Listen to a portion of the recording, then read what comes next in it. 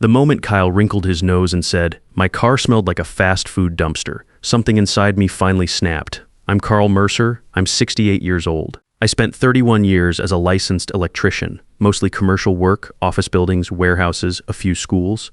Retired at 62 with a paid-off house, a decent pension, and 2 adult kids I thought I'd raised right. My wife Margaret passed 5 years ago, breast cancer. She was 63. We had 38 years together in that house on Creston Road, and before she went, she made sure the deed was clean, just my name. She told me once quiet, while we were going through paperwork one evening, "Just in case, Carl, you never know." I didn't fully understand what she meant back then. I do now. After Margaret passed, I kept busy. Picked up DoorDash about a year later, not because I needed the money desperately, but because sitting in a quiet house all day wasn't working for me.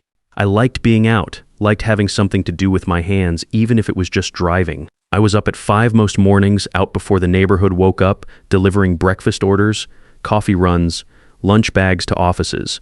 I had a routine. It kept me steady. My daughter Dana is 36. She married Kyle Briggs 12 years ago. Kyle is 38, smooth talker, always had some business idea in the works. When they got married, I liked him fine. He was charming, showed up on time, shook my hand firm. Over the years, though, the businesses came and went. A marketing consultancy, a real estate flipping operation that never flipped anything, an e-commerce store that lasted about 4 months. Dana worked part-time at a dental office and kept things together on her end. They have a daughter, Lily, who is 15. Lily is Dana's from a short relationship before Kyle, and Kyle adopted her early on. I always thought that was decent of him. I still think so. Lily's a good kid. My son Hank is 34. He's been in and out of jobs since his mid-20s.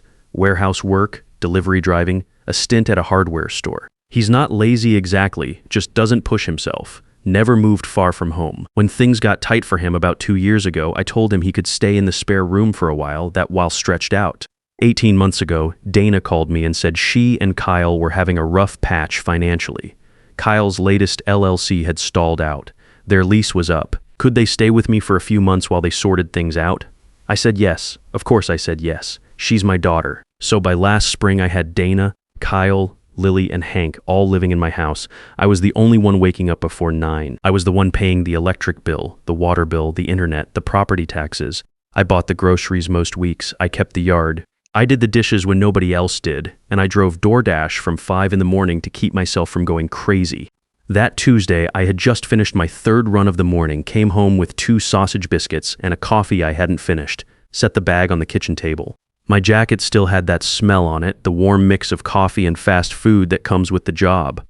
I didn't even notice it anymore. Kyle was already downstairs, which was unusual. He was usually asleep until 10 at least. He was standing by the counter with his arms crossed, wearing a clean shirt like he had somewhere to be. He looked at me and then looked at my jacket. "No offense, Carl," he said, "but your car reeks. Fries, grease, all of it. It's embarrassing when my clients need to get in there, his clients, in my car." That I pay insurance on, I stood there a second, just holding my keys. "Your clients?" I said. He shrugged. "I had a showing last week and had to apologize for the smell. It's just not professional." I set the keys on the counter, took off my jacket, didn't say anything. Hank came downstairs a minute later in the same gray sweatpants he'd had on for 3 days. He poured himself a bowl of cereal, saw my jacket on the chair, and said, "Morning, you been out already." Kyle said since 5 he likes the early runs. Likes. Like it was a hobby. Like I got up in the dark and drove across town because I enjoyed the smell of hash browns at sunrise. I picked up my biscuit and ate it standing at the counter. Kyle went back to his phone. Hank watched something on the TV in the other room. Dana wasn't up yet. The sink had dishes from the night before. The trash was full. The counter had crumbs nobody had wiped. I washed my own plate when I was done, dried it, put it away. Then I went to change my clothes. I didn't say anything that morning, but something had shifted. I could feel it, quiet and settled, somewhere behind my chest. Not anger exactly. More like a decision that hadn't been spoken yet. 3 days after the kitchen incident, I was going through the hall closet looking for a property tax receipt. I keep everything filed in a plastic bin on the top shelf. Mortgage documents, insurance policies, utility records going back 10 years. Margaret used to tease me about it, called it my paper museum. But she never complained when we needed something fast. I found the receipt, and underneath it, shoved toward the back like someone had dropped it and not bothered to pick it up right, was a piece of mail that wasn't mine. addressed to Briggs & Co., LLC, at my address, my house on Creston Road. It was from the IRS, routine correspondence, the kind they send when a new business entity is registered. But the registered address on that letter was mine. Kyle had filed his LLC using my home address without asking me, without saying one word about it. I stood there under the hallway light and read it twice, slow. Then I put it back exactly where I found it. I went to the kitchen, poured a glass of water, and stood at the window for a while. The maple out front was starting to turn. Margaret had liked that tree in the fall, said it was the best 2 weeks of the year. I thought about what she used to say when I'd get worked up about something at work, a contractor who cut corners, a foreman who lied to a client. She'd put her hand on my arm and say, "Don't fight loud, Carl. Fight right." I went to bed that night and didn't sleep much. 2 days later, Lily stopped by after school. She's a good kid, I said that already, but it's worth saying again. She's sharp, notices things. She came and sat with me on the back porch while I had my afternoon coffee, and she was quiet for a minute before she said, "Grandpa, did you know Kyle tells his friends you're sitting on a gold mine and you don't even know it?" I looked at her. "Where'd you hear that?" He said it at dinner about a month ago. I was in the other room doing homework. He didn't know I could hear him. She paused. I didn't know if I should say anything. "You did right," I told her. "Thank you, Lily." She nodded and went inside to get a snack. I stayed on the porch and finished my coffee. That was enough. The next morning, I called Perry Cole. Perry had handled the estate paperwork when Margaret passed. He's a real estate and property attorney, been at it for over 30 years, works out of a quiet office 2 miles from the house. I'd kept his card in the bin with the rest of the documents. I told him what I'd found, described the letter, told him about the LLC registered at my address without my knowledge or consent. He asked me to bring copies of everything I had. I'd already made them. We met 2 days later. Perry spread the documents out on his desk and went through them without rushing. Then he leaned back and said, "Carl, your house is 100% in your name. Margaret made sure of that before she passed. Nobody can make a claim on it. Nobody can sell it. Nobody can encumber it without your signature. Period." "And the LLC?" I asked. "Using someone's residential address as a registered business address without authorization is a problem," he said. "Not a criminal matter necessarily, but it creates false documentation with the IRS. If you want, I can file a correction on your behalf stating you never authorized that address." "Do it," I said. He wrote something down. Then I asked him the other question, the one I'd been turning over since I stood in that hallway with the letter in my hand. "Perry, if I wanted to sell the house, how fast could that happen?" He looked up. "You serious?" "Yes." He thought for a second. "In this market, a well-priced house in your area, you could have offers in 4 days, maybe faster." I nodded. "All right." He gave me the name of a realtor he'd worked with before. Lorraine Pike said she was straight, knew the market didn't waste people's time. I drove home, made a sandwich, watched about 20 minutes of the game. Dana and Kyle were out somewhere. Hank was in his room. The house was quiet in that way it gets in the afternoon, just the refrigerator hum and the sound of a lawnmower a few streets over. I thought about 31 years of showing up, of pulling wire through walls in the dark, of climbing into attics in July, of driving home with sore hands and doing it again the next day. I thought about the mortgage I paid off. I thought about Margaret saying, "just in case." Then I picked up my phone and called Lorraine Pike. She answered on the second ring. Her voice was calm, no sales pitch, just straightforward. I told her I had a paid-off house in a good neighborhood and I wanted to list it. She asked a few questions. When could she come take a look? "How about day after tomorrow?" I said. "Early, before 9. "I'll be there at 8:30, she said. I hung up and wrote her name and number on a notepad. Then I put the notepad in the bin with the rest of the documents. Nobody in that house knew what was coming, and I wasn't planning to tell them. Lorraine Pike pulled into my driveway at exactly 8:30. I was already back from my first delivery run of the morning, 2 breakfast sandwiches and a large coffee to a job site on the east side. I had just parked when her car came up behind me. She stepped out and looked at the house before she looked at me. That was the first thing I noticed. She was sizing it up, not performing, just actually looking. She was maybe 58, neat navy jacket, short hair, moved like someone who had walked through 1,000 houses and wasn't easily impressed or easily rattled. "Carl Mercer," she said. "That's me." We shook hands. She complimented the lot size before we even got to the door. Inside, Dana and Kyle were still asleep. Hank's door was closed. I had not said a word to any of them about Lorraine coming. I figured if they happened to be up, I'd deal with it. If not, easier for everybody. Lorraine moved through the house quietly and carefully. She checked the windows, tested the floor near the kitchen doorway, looked at the water pressure, opened the attic hatch for 2 seconds and closed it again. In the kitchen, she stopped at the back window and said, "Good light. Buyers pay for light whether they know it or not." She took notes on a small tablet. No glossy folders, no rehearsed pitch. She asked me a few practical questions. Any known issues with the foundation? Had the roof been replaced? What year was the furnace? I answered everything straight and she wrote it down. When we got back to the living room, she said, "This house will move fast if you price it right. It's got good bones, it's maintained, and the neighborhood is still climbing." How fast, I asked. Could have offers by day 3 or 4, she said. Maybe sooner. That's what I want. She nodded. No drama. I'll send you a pricing recommendation this afternoon. If you approve it, I can have a photographer here in 2 days and we go live the same day he delivers the shots. Do it. I said. She left just before 10. Hank came downstairs about 20 minutes later, poured coffee, and didn't ask who the woman in the driveway was. He probably hadn't seen her. Kyle and Dana didn't surface until almost 11. I spent that afternoon the way I spent most afternoons, a few more delivery runs, then home, a quiet dinner, some TV. I approved Lorraine's pricing recommendation by email at 6 in the evening. She replied in under 10 minutes. Photographer confirmed for Thursday, 8:30 a.m. 2 days later, Perry called to let me know he had filed the address correction with the IRS. They'll send Kyle a notice sometime in the next few weeks, he said. He'll need to update his registered address or dissolve the LLC. Either way, it's his problem to sort out, not yours. Good, I said. You still moving forward with the sale? Photographer comes tomorrow. Perry was quiet for a second. All right, Carl.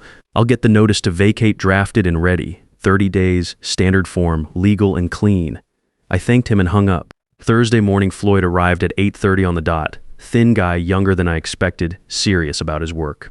He had a camera bag that probably cost more than my first car and a small folding step stool. He used to get wide angles on the rooms. He moved through the house efficiently, adjusted a lamp here, opened a curtain there, nothing staged or fake, just maximizing what was already there. He was about halfway through the downstairs when Kyle came out of the bedroom hallway in a t-shirt, still squinting from sleep. He saw Floyd setting up a tripod in the living room and stopped. He looked at Floyd, then he looked at me. "What's going on?" he said. "Getting photos taken," I said. Kyle looked at the camera, the tripod, the bag of equipment. Something moved behind his eyes. "Photos for what? The listing," I said. He went still. "What listing?" "I'm selling the house, Kyle." For a second, he just stood there. Floyd kept working, professional, not reacting to any of it. "You're selling," Kyle said. Flat, yes. He looked around the room like he was seeing it differently now. Then he straightened up and his voice shifted to that reasonable tone, the one he used when he wanted to sound like the calm one in the room. "Carl, come on, this is a big decision. You can't just make a call like this without talking to the family." "I own the house," I said. "I talked to a realtor and a lawyer. That's the conversation I needed to have." He opened his mouth, closed it. Floyd clicked the shutter from across the room. Kyle stepped closer and dropped his voice. "How long have you been planning this?" "Long enough," I said. Dana appeared in the hallway behind him, still in her robe. She took in Floyd and the equipment and then looked at me. Her face was hard to read, not angry, more like she was trying to catch up to something moving faster than she expected. Kyle turned to her. "He's selling the house." Dana looked at me. "Dad, you'll have 30 days after closing," I said.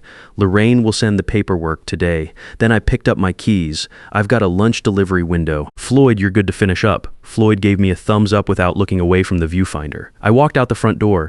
Behind me, I heard Kyle say something to Dana, voice low and tight. I didn't stop to listen. The listing went live that same afternoon. Lorraine called me while I was parked outside a sandwich shop waiting on an order. "Photos look great," she said. "We're live." "Check your email." I pulled it up on my phone. There was my house.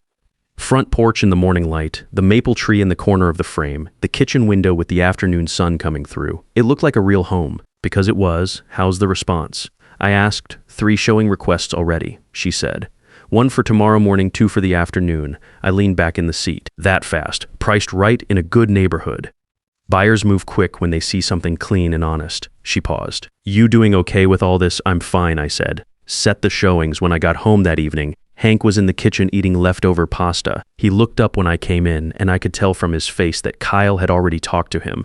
He set his fork down. "So you're really doing it," he said. "Yes." He was quiet for a second. "Where are we supposed to go? You'll figure it out," I said. "You've got 30 days after closing." He nodded slowly, not angry. More like someone who had just heard news they'd been expecting but hoping wouldn't come. "I've been thinking lately that I should have gotten my own place a year ago." "Probably," I said, "but you can do it now." He didn't say anything else. Just picked his fork back up and kept eating. That was Hank. Never one for big speeches. Kyle was a different story. He found me in the living room later that night. Dana was upstairs. Hank had gone to his room. Kyle came in and sat down across from me like we were about to have a business meeting. He had that controlled look on his face, the one where he was working hard to seem reasonable. "Carl," he said, "I think we got off on the wrong foot today. I'm not trying to fight you on this, I just think we need to talk like adults." "Go ahead," I said. "Selling this house affects everyone under this roof. Dana, Lily, Hank, you're not just making a decision about property, you're making a decision about your family." I looked at him. I know exactly what I'm doing. "Do you?" He leaned forward a little because from where I'm sitting, this feels like a reaction. You're upset about something and you're making a permanent decision based on a feeling. "It's not a feeling," I said. "It's a fact. The house is mine. I've decided to sell it. Perry Cole has the paperwork ready." Something shifted in his face when I said Perry's name, just a flicker. "You already talked to an attorney," he said. Before I called Lorraine, I said yes. He sat back. The reasonable tone dropped a notch. "So you've been planning this for a while?" "I've been thinking about it," I said. Once I had enough information, I made a decision. He was quiet for a moment. Then he tried a different angle. "Carl, I know things haven't been perfect. I know I said something the other day about your car that came out wrong. If that's what this is about, I apologize. I shouldn't have said it." I didn't say anything. He pressed on. "We can make changes. Dana and I can start contributing to the bills. We can set up a schedule, divide up the household work. Give us 3 months and I think you'll see a real difference." "Kyle," I said, "I found the IRS letter." He stopped. "The one addressed to Briggs & Co. LLC, I said. "At this address, my address that you registered without asking me." The room was very quiet. He opened his mouth. I watched him think through 3 or 4 different responses in about 2 seconds. Finally, he said, "That was just a temporary measure. I was going to tell you when he didn't answer. I've already filed a correction with the IRS, I said. Perry handled it. They'll be in touch with you about updating your registered address." Kyle stood up. His jaw was tight. "You reported me. I corrected a false record that used my property without my permission." I said, "That's not the same thing." He stared at me for a long moment. I didn't look away. Then he turned and walked down the hallway. I heard the bedroom door close. Not a slam, just a firm shut. The kind that says we're done talking. The next morning, Lorraine called before 8. "First showing went well," she said. "Couple in their early 30s, very interested. Second and third showings are this afternoon." "Good," I said. "Carl, I think we're going to have offers by tomorrow." By the time I got back from my morning deliveries, 2 more showing requests had come in. I sat at the kitchen table with my coffee and looked around the room. The oak cabinets Margaret had picked out. The window she always kept the herb pots on. 38 years of life in these walls. I wasn't sad. I was ready. Lorraine called again just after 2 offers, she said. "One is right at asking. The other is above." "How far above?" I asked. She told me the number. I set my coffee cup down. "Send me the details tonight. I'll have an answer for you by morning." I accepted the higher offer the next morning above asking, clean terms, fast closing. I called Lorraine at 7:30 and told her. She said she'd have the paperwork over to Perry by noon. Perry called me that afternoon. Kyle's attorney reached out, he said. "Already?" Apparently Kyle moved fast. His lawyer was asking about cohabitation rights, whether long-term residence created any equitable interest in the property. Perry paused. I explained that it does not. "Your wife's name was removed from the deed during the refinance in 2009. The house has been solely in your name for 15 years. There is no legal argument here. They dropped it within the hour." "Good," I said. "The IRS notice went out to Kyle's LLC address this week." Perry added, "He'll need to respond within 30 days or they'll flag the registration." I thanked him and hung up. That evening Dana came and found me on the back porch. She sat down in the other chair, the one that had been Margaret's, and was quiet for a while. The yard was getting dark. A light was on in Hank's window upstairs. "I didn't know about the address," she said. "The LLC thing, Kyle never told me." I figured, I said. "I'm sorry, Dad, for all of it. For how long we've been here. For not pulling our weight, for the way Kyle talked to you." She stopped. I should have said something a long time ago. I looked at her. She looked like her mother when she was tired. Same set to her jaw. "You'll be all right?" I said. "Are you?" she asked. "Yes," I said. "I really am." She nodded. She didn't ask me to stop the sale. She didn't try to negotiate or apologize her way into more time. She just sat with me for a few minutes in the quiet and then went back inside. That meant more to me than anything she could have said. Kyle left 12 days before closing. He packed his things over 2 days and moved them into a storage unit. He and Dana had found a small apartment about 20 minutes away. The morning he finished loading his car, he came to find me in the garage where I was sorting through tools I planned to take with me. He stood in the doorway for a second.